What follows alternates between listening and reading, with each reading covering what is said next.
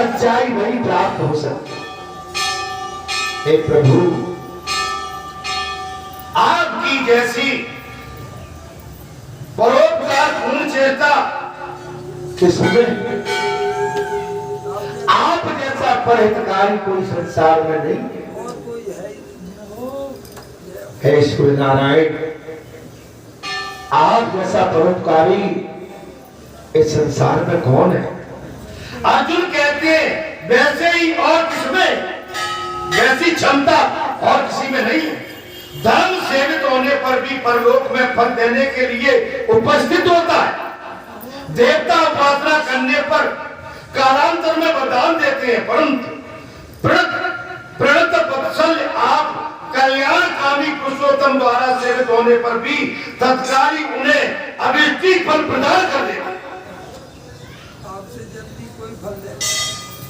आपसे जल्दी मार्ग दिखाने वाला इस संसार में कोई नहीं।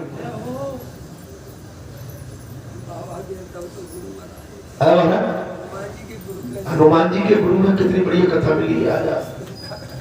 सूर्य भगवान हनुमान जी के सदगुरु हैं। जब हनुमान जी सूर्य नारायण के पास गए, बोले नारायण मैं आपसे दीक्षित होना चाहता हूं।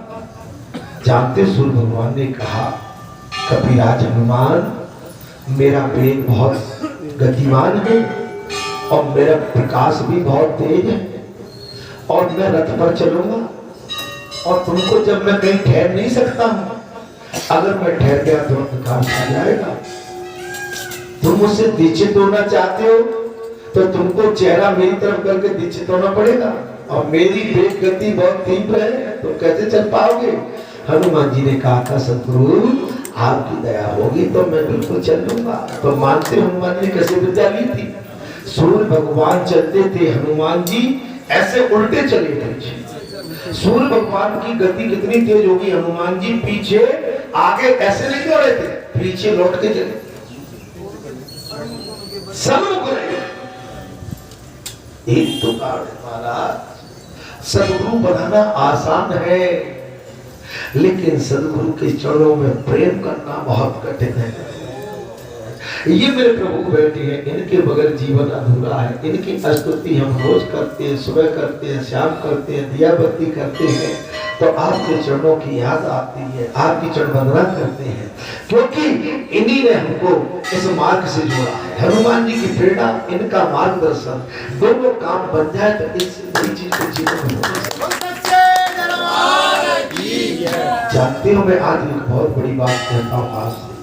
जब मैं अपने सदगुरु के पास इनसे दीक्षित होने के लिए गया था, ये ग्वालियर में आए थे, उस समय कथा कहने के लिए, उस समय विष्णु भगवान यज्ञ चल रहा था। जिस घर में बाबा जी के हम रहते हैं, उस घर में महाराज जी 7 दिन रहे थे। 7 दिन हम गए, महाराज जी घूम के लौट रहे थे, बैठे थे हम नीचे उनके चरणों, महाराज जी हम दीक्षित होना चाहते हैं। भूपेंद्र तुम दीक्षित, तुम तो वैसे ही दीक्षित हो।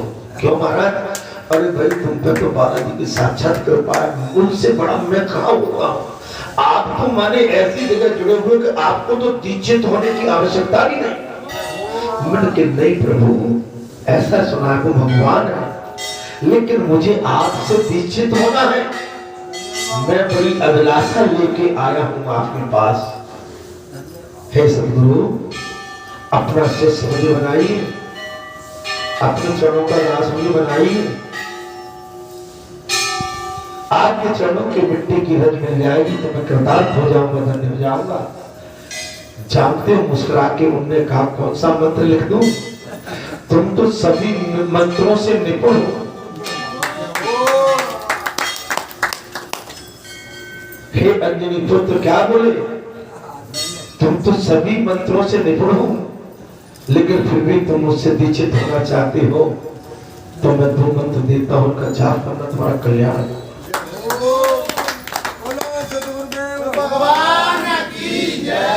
आप समझ सकते हो ये संतों की महिमा, ये माता पिता की आशीर्वाद और गुरु का आशीर्वाद कभी व्यर्थ नहीं जाता है, हमेशा कल्याण करता है। आप हम बड़े भाग्यशाली हैं कि आज ऐसे स्थान पर बैकुंठ में बैठ के आनंद की अनुभूति कर रहे हैं।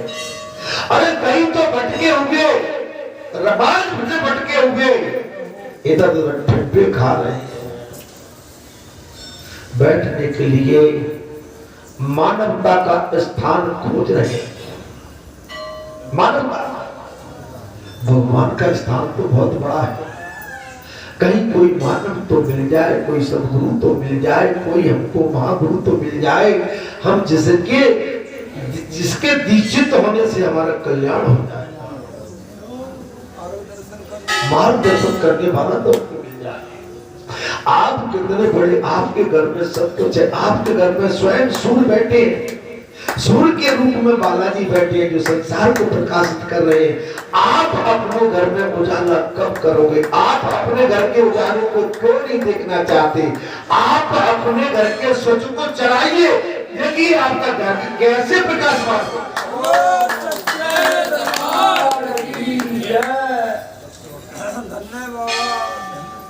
और संसार को प्रकाश देने वाला और वो दीपक आपके घर में रखा है।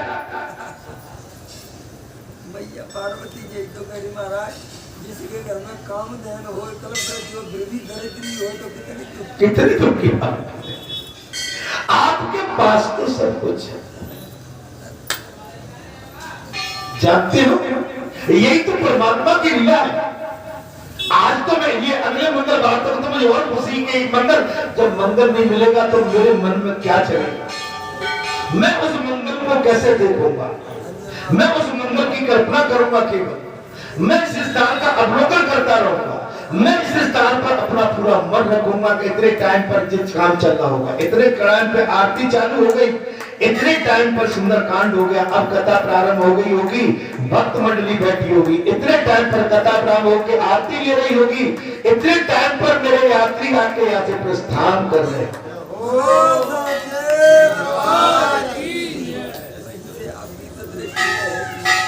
आप समझ सकते हैं? अरे आप तो हम, मैं तो पूरी मन रील चल रही है। जब कल से मेरे पास ये संदेश आया है तब से आप जानते हो ना, कभी तो माने कुछ अच्छा सा भी लगता है, कभी मन में लगता क्या, ऐसा भी होता है, लेकिन होता है वही भाई जो राम रचना था, वो सच्चिदानंद भगवान की जय। कहाँ चले गए? भगवान स्तुति कर रहे सूर्य नारायण भगवान निर्धन तथा निष्क्रिय हो गया, इस प्रकार निचड़ करके आप कृपा पूर्ण प्राणियों को उन दोषों से रक्षा करते।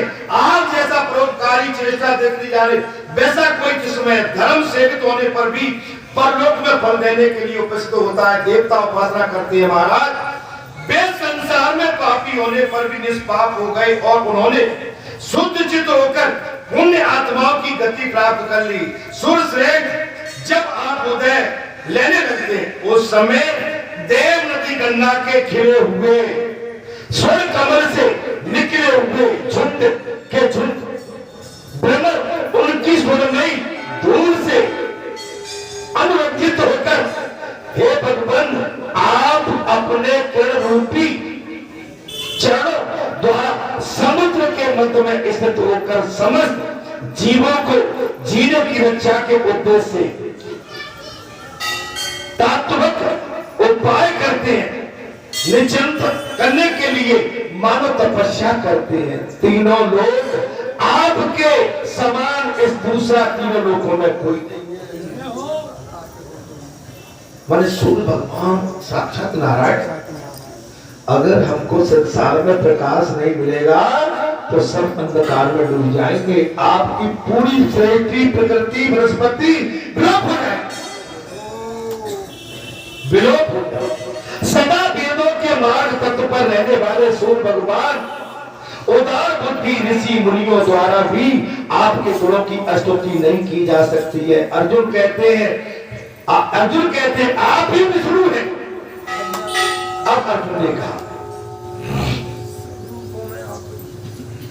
कुंती नंदन अर्जुन कहते हैं आप ही विष्णु हैं, आप ही चंद्रमा हैं, आप ही देवताओं का मान मर्दन करने वाले स्वामी कार्तिकेय हैं, आप ही धनाक्ष कुबेर हैं, आप ही काल हैं, आप ही ब्रह्मा हैं, आप ही पर्वत और मिट्टी जल के आश्रय तथा अग्नि है, आप ही ब्राह्मणों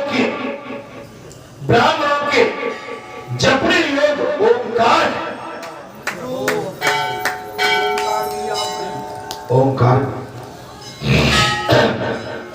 आज की कथा से आपको मालूम हो जाना चाहिए कि सूर्य भगवान स्वयं नारायण है। सूर्य भगवान को गाली मत देना आज के बाद। सच्चे दरबार की जय।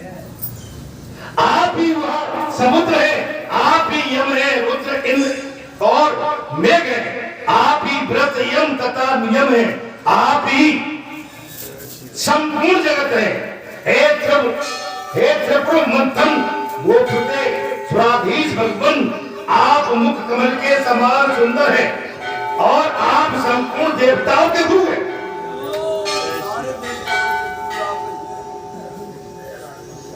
अर्जुन ने साफ कह दिया, अर्जुन भी भगवान का ही स्वरूप है।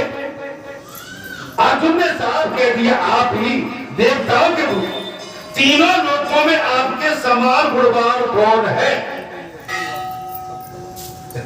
हनुमान जी ने अपना सदगुरु ऐसे ही नहीं बनाया था सूर्य भगवान।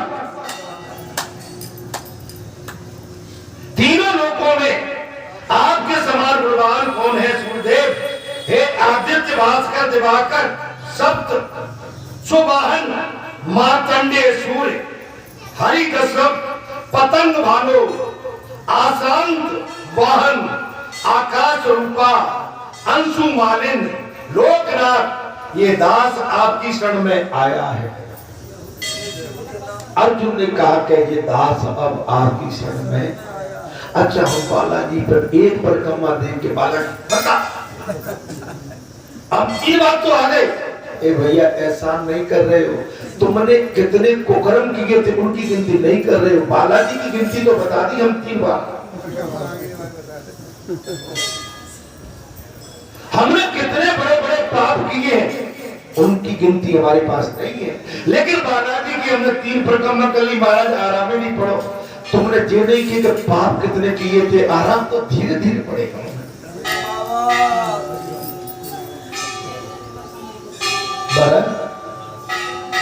हम अपनी अच्छी बुराई की कभी कल्पना नहीं कर, हम अपनी बुराई को देखते ही नहीं है।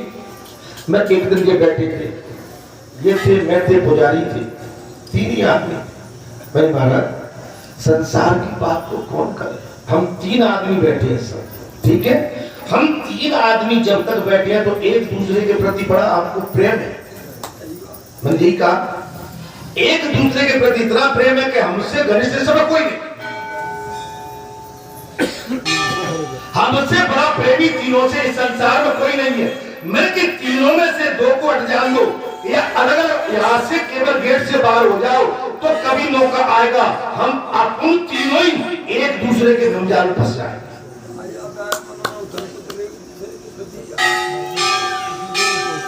संसार की पीड़ा को संभाले महाराज। जब संसार कैसे संभालेंगे? हम 3 आदमी एक सुर में रहेंगे। क्या मैं गलत कहा? इसलिए बात सोच समझ के हम अपने आप को देखें, किंतु परंतु से हमें समझना चाहिए। मन ऐसी कोई बात न कहे कि अगर कोई हमारा प्रिय है, वो भले ही यहाँ नहीं है सब, लेकिन हमारा प्रिय है, हमारे इस संत मंडल का प्रिय है। अब किसी ने वो नहीं है, तब कोई बात कह दी, हम मुस्कुरा गए। मन मुस्कुराहट भी हमने अपनी सहमति दी। तो मैंने यही कहा था, इससे भी बचना पड़ेगा। इससे बचो। अरे वो नहीं है तो तुम बाकी पीछे कुछ भी बोलोगे, ऐसा नहीं बचो। अब आपको आ जाएगा तो बाकी कौन ही बटोगे। आदमी को नेचर हमेशा एक समान बचो। आप निंदा ये सबसे बड़ा पाप है।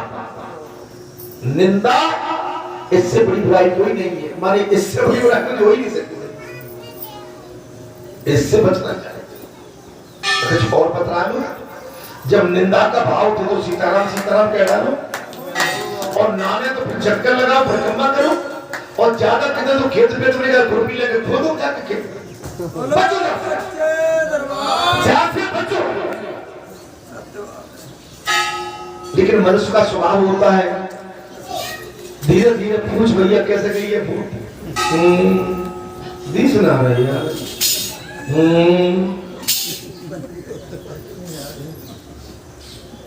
अब दिस ना रहे भाई, कौन आ दे रह गई हो, तुम कहलवाना क्या चाह, भैया मत बोलो ना, नाने बचने बचा बात बचा कर मन सिंसियर बनिए, गंभीर बनिए। आप अपनी बात को दबाइए, बात आए तो कल्याण के लिए हो, स्थान के लिए हो, जगत के लिए हो, क्षेत्र के लिए हो, गांव के लिए हो, गली के लिए हो, समाज के लिए हो, कल्याण की बात राज्य के लिए। हमें केवल कल्याण, हमारे मन में केवल कल्याण रूपी वार्तालाप चलता। अब आपको सपने में आरती कब आएगी, तब आप आरती गाओगे तब, और सपने में कोई भी चुगली में लगे तो रात को चुगली आ जाएगी।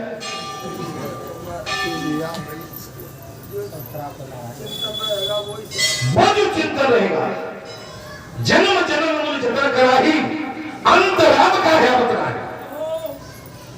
भाई जन्म भर हम संसार की निंदा पर निंदा और संसार के प्रपंच में पड़े, अंत में राम कैसे याद आए? राम तब याद आएंगे तब आप राम की गाथा दिन रात गाएंगे।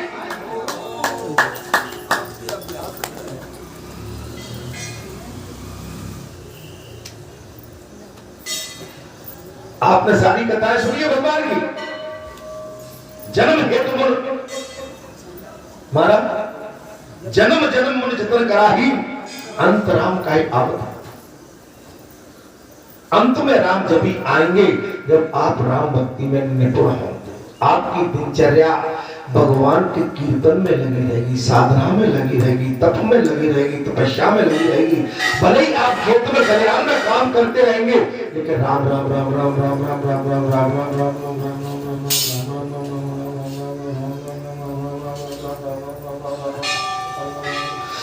जी आपको आदत पड़ जाएगी। आप सोओगे भी, भोजन भी करोगे, रात में भी सोएंगे, ये चलता गया।